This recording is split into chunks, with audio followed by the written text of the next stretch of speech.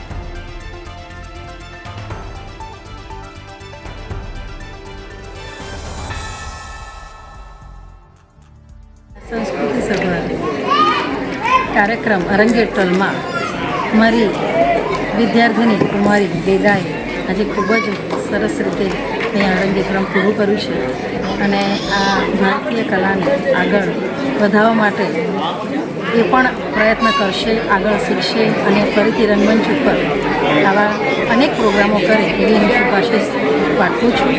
Doctor જય પટેલ અને doctor ભવિકાબેને ખૂબ જ અથાગ પ્રયત્ન કરી અને 10 વર્ષની તાલીમ બાદ આજે આ એની દીક્ષાંત સમારોહનો જે કાર્યક્રમ રજૂ થયો તેમાં આપણા કલા રસિકો આજે ખૂબ જ મોટી સંખ્યામાં અહીંયા આગળ હાજરી આપી છે એ બદલ એમનો પણ હું આભાર વ્યક્ત કરું છું અને એમના પરિવારજનોનો પણ સાથ સહકાર અમને ખૂબ જ મળ્યો છે.